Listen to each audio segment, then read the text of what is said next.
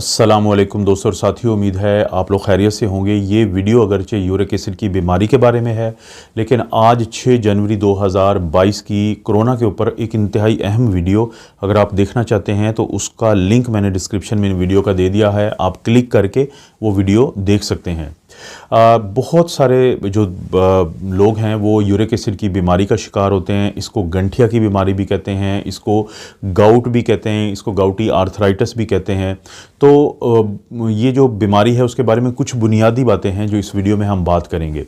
पहली बात जो अक्सर लोगों के जहन में होती है और वो अपना यूरिक एसिड चेक करवाते हैं तो वो ये पूछते हैं कि क्या यूरिक एसिड की एक ख़ास वो कौन सी वैल्यू है कि जिसके बाद उनको अपने डॉक्टर के साथ बात करके इसके इलाज के बारे में डिस्कस करना चाहिए। तो दोस्तों, अगर किसी शख्स को अलामात नहीं आ रही होती तो अमूमी तौर पे ये राय दी जाती है डॉक्टरों की तरफ से कि बेहतर है कि इसके लिए जो दवाई शुरू करवाते हैं या जो इलाज करते हैं वो ना किया जाए। लेकिन 6.8 मिलीग्राम पर डेसीलीटर का जो एक फिगर है या डिजिट है, ये एक ऐसा डिजिट है कि जिसके बाद बेहतर ये होगा कि आप अपने डॉक्टर से इस बारे में मशवरा करें ताकि आपको दवाई शुरू करवाई जाए। क्योंकि ये देखा ये गया है कि 6.8 मिलीग्राम पर डेसीलीटर से जितना ये ऊपर जाता जाएगा यूरिक एसिड का लेवल, उतने ज़्यादा चांसेस हैं कि अलामात जिनके बारे में अभी मैं बताता हूँ ना सिर्फ वो आना शुरू हो जाएंगी, बल्कि जो गुर्दे की पत्थरियाँ, और पत्थरियाँ भी वो कौन सी पत्थरियाँ जो यूरिक एसिड या हाइपर यूरिसीमिया जो यूरिक एसिड का लेवल ज़्यादा होने को कहते हैं, उसके बाद बनना शुरू होती हैं और जिसकी वजह से खुदा न खास्ता गुर्दे फेल भी हो सकते हैं, तो उनको रोका जा सके। क्योंकि जितना यूरिक एसिड बढ़ेगा उतना ज़्यादा इन तमाम चीज़ों के जो चांसेस हैं या अमकानात हैं वो बढ़ते जाएंगे। यूरिक एसिड आमतौर पे जो गोश्त होता है या दालें होती हैं, कोई भी वो चीज़ जिसके अंदर प्रोटीन होगी तो आमतौर पे उसके अंदर ज़्यादा पाया जाता है। क्योंकि एक चीज़ होती है जिसको हम कहते हैं प्यूरीन, ये प्यूरीन जो होती हैं उनसे जाके यूरिक एसिड बनता है। इसलिए जो बड़ा गोश्त, छोटा गोश्त या जिसको भी रेड मीट कहते हैं, तो उनको बहुत ज़्यादा नहीं खाना चाहिए उन लोगों को जिनको यूरिक एसिड का मसला होता है। लेकिन आप मुकम्मल तौर पे गोश्त को अपनी ज़िंदगी से नहीं निकाल सकते। उस सिलसिले में बेहतर ये होगा कि आप चिकन खा सकते हैं, लेकिन जो फ़िश होती है, जो मुख्तलिफ़ किस्म के जो मटन और बीफ होता है, तो उसके अंदर आमतौर पे यूरिक एसिड ज़्यादा पाया जाता है। तो जब किसी के अंदर यूरिक एसिड की मिकदार ज़्यादा हो जाए तो फिर ये जो यूरिक एसिड है ये जाके हमारे जो घुटने होते हैं, जैसे नीज़ है, उन जोड़ों में, पाँव के जोड़ों में, और जो और मुख्तलिफ़ किस्म के जो जॉइंट्स हैं उनके अंदर जाके ये चला जाता है क्रिस्टल की शक्ल में। उसको हम कहते हैं MSU यानी मोनो हाइड्रेट सोडियम यूरेट। तो मोनोसोडियम यूरेट के जो क्रिस्टल्स होते हैं MSU वो बनना शुरू हो जाते हैं और वो वहाँ जाके जब डिपॉजिट होते हैं, जब वो वहाँ जाके क्रिस्टल बैठते हैं इन जोड़ों के अंदर, इन जॉइंट्स के अंदर, तो फिर हमें दर्द, सोजिश शुरू हो जाती है वहाँ पे। क्योंकि हमारा जो इम्यून सिस्टम है फिर वो रिएक्शन देता है, ये जो जॉइंट्स है ये सूज जाते हैं, इनके ये सुर्ख हो जाते हैं और इनमें बहुत ज़्यादा दर्द शुरू हो जाता है।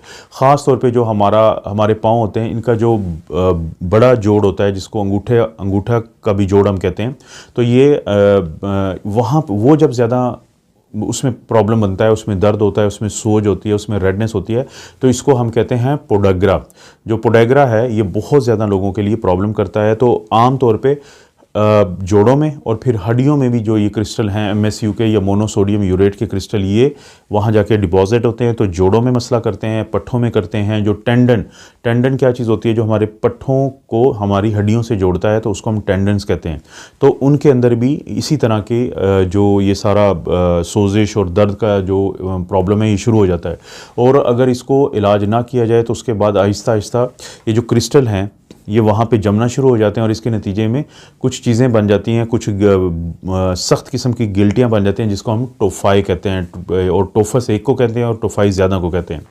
तो क्यों होता है मैंने बता दिया है कि कुछ लोगों में वो ज़्यादा यूरिक एसिड वाली चीज़ें खाते हैं और कुछ लोगों के जो गुर्दे हैं वो इसको नहीं निकाल पाते मुकम्मल तौर पे, और जब ये नहीं जिस्म से निकलता यूरिक एसिड तो फिर ये इकट्ठा होना शुरू हो जाता है और मतलूबा जो मिकदार होती है उससे ज़्यादा बढ़ जाता है। क्योंकि हर वक्त बनता है जब हम ऐसी चीज़ें खाते हैं कि जिनके अंदर प्यूरीन्स हैं या हमारे जिस्म के खुद जो खलिए हैं जो टूट फूट का शिकार होते हैं, तो उसमें क्योंकि हमारे अंदर DNA होता है तो उसके टूट फूट के नतीजे में भी प्यूरीन्स बनती हैं, फिर आगे यूरिक एसिड बनता है। तो वो जो चीज़ें हैं अगर आप ज़्यादा खाते हैं या आपके जिस्म से यूरिक एसिड कम बाहर निकलता है, तो जिन लोगों से कम बाहर निकलता है उन्हें हम कहते हैं अंडर सिक्रीटर, और जिनके अंदर पैदा ज़्यादा होता है उसमें हम कहते हैं कि उनमें ओवर प्रोडक्शन है या हाइपर प्रोडक्शन है। तो जब किसी में ये अलामात आ जाएं, वो अपने डॉक्टर के पास जाते हैं, तो फिर उनके जो जॉइंट्स हैं, जो जोड़ हैं जिनमें मसला बना हुआ है, तो वहाँ से पानी लिया जाता है। पानी वो कौन सा होता है? जोड़ों का पानी को हम कहते हैं साइनोवियल फ्लूइड।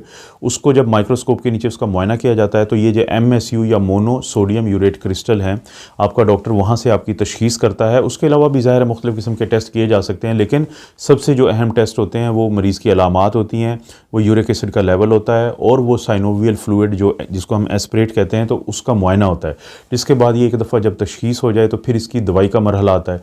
ज़ाहिर है पहले तो आपने अपना लाइफस्टाइल तब्दील करना है कि अगर आप ब्लड प्रेशर के मरीज़ हैं और आप कुछ ऐसी दवाइयाँ खा रहे हैं जिसको हम थायाजाइड डायूरेटिक्स कहते हैं या किसी हद तक लूप डायूरेटिक्स कहते हैं, तो वो आपका डॉक्टर तब्दील कर देगा कुछ ऐसी दवाइयों में, ताकि क्योंकि ये वो दो दवाइयाँ हैं जिनकी वजह से यूरिक एसिड आपके जिस्म में बढ़ता है। इसी तरह से अगर बाज़ लोग लो डोज एस्प्रिन की दवाई लेते हैं दिल के मसले के लिए या बाकी मसाइल के लिए, तो वो भी एक वजह बनती है यूरिक एसिड के ज़्यादा होने की।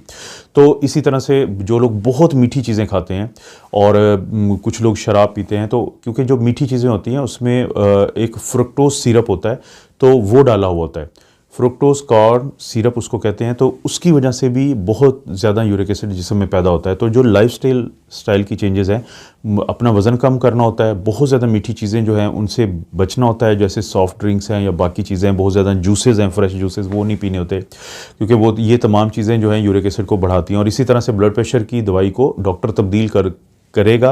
हो सकता है लोसर्टन एक ब्लड प्रेशर की दवाई होती है उसमें तब्दील कर दे, क्योंकि वो ये मसाइल नहीं पैदा करता। इसी तरह से फिर आपको एक्सरसाइजेज बताई जाती हैं और फिर आता है दवाइयों का मरहला। अब दवाइयाँ जो बहुत ज़्यादा हम इस्तेमाल करते हैं, बहुत मशहूर हैं, मैं उनका सिर्फ जिक्र करूँगा। कुछ दवाइयाँ तो ऐसी हैं कि जो सबसे ज़्यादा इस्तेमाल होती हैं कि वो क्या करती हैं कि वो प्यूरिन से यूरिक एसिड बनने का जो अमल होता है उसको रोकती हैं। उन्हें हम कहते हैं ज़ैंथीन ऑक्सीडेज इनहिबिटर XOI। इसमें दो मशहूर हैं बहुत ज़्यादा, एक एलोप्यूरिनोल है और एक फिबिक्सोस्टैट है।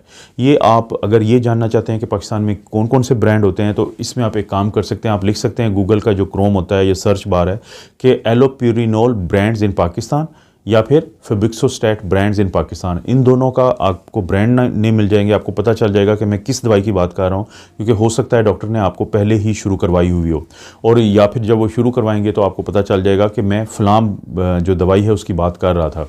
तो एलोप्यूरिनोल आम तौर पे दोनों का मकसद एक ही है कि ये यूरिक एसिड के ज़्यादा बनने के अमल को रोकते हैं, ज़ैंथीन ऑक्सीडेज इनहिबिटर हैं। एलोप्यूरिनोल जो है वो गुर्दों के ज़रिए बाहर निकलती है, तो गुर्दों के जो मरीज़ हैं उसमें इसकी डोज़ को हम इंतहाई कम देते हैं। लेकिन जो ज़ैंथीन ये जो फिबिक्सोस्टैट है, ये जिगर से हमारे जिस्म से बाहर निकलती है, तो हम गुर्दों के मरीज़ों को ये दे सकते हैं, लेकिन जिगर के मरीज़ों को नहीं देंगे या कम से कम देंगे।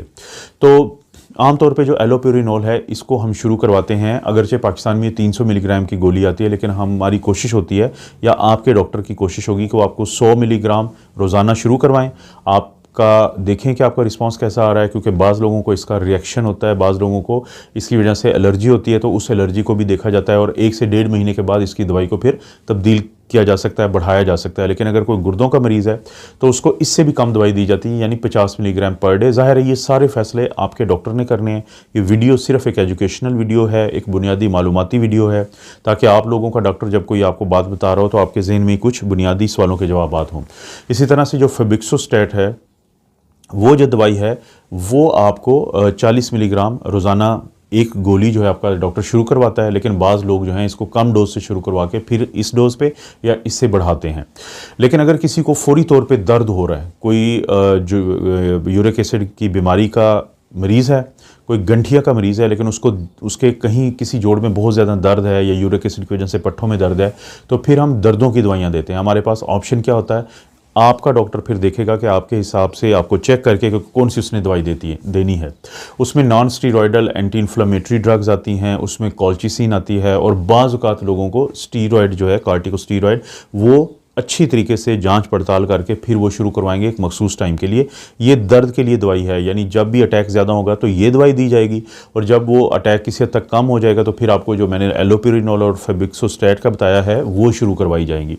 ये किसी भी ऐसे शख्स को जो आपकी फैमिली में यूरिक एसिड का जिसको प्रॉब्लम है, या फिर जिसको अगर यूरिक एसिड के बारे में बुनियादी मालूमात चाहिए होती हैं, तो कोशिश करें उनको भी बताएं इस बारे में, और ये वीडियो उनसे शेयर भी कर दें, शायद उनको फ़ायदा हो जाए। क्योंकि बहुत सारे लोग परेशान रहते हैं कि यूरिक एसिड का नॉर्मल लेवल कितना होना चाहिए और कितना जो है ज़्यादा होगा तो उससे हमें क्या नुकसान होते हैं। क्योंकि हमने बहुत सारे मरीज़ अपने प्रैक्टिकल लाइफ है एज ए डॉक्टर, उसमें देखा है कि बहुत सारे लोग यूरिक एसिड को इलाज ना करके जब उनका लेवल बहुत ज़्यादा होता है तो वो गुर्दों की पथरी का शिकार होकर खुदा न खास्ता फिर वो डायलिसिस उस चीज़ पे चले जाते हैं। और बहुत सारे लोग ऐसे होते हैं कि जिनका यूरिक एसिड का नॉर्मल लेवल होता है, लेकिन डॉक्टरों ने उनको बहुत ज़्यादा डोज में दवाई दी होती है, क्योंकि उन दवाइयों के भी फिर अपने प्रॉब्लम्स होते हैं। तो कोशिश करें इस तरह की कोई भी वीडियो हो तो उसको समझने की कोशिश करें, आप ख़ुद भी इसको पढ़ने की कोशिश करें। इन चीज़ों को ऑनलाइन अब हर चीज़ मुहैया होती है, और अगर किसी बात की समझ आती है तो अपने दोस्तों से भी शेयर किया करें, क्योंकि इससे उनको भी बहुत हद तक फ़ायदा होगा। आप अपना और अपनी फैमिली का ख्याल रखें। अल्लाह ताला आपको और आपकी फैमिली को हर किस्म की बुराई, बीमारी और आजमाइश से महफूज रखें।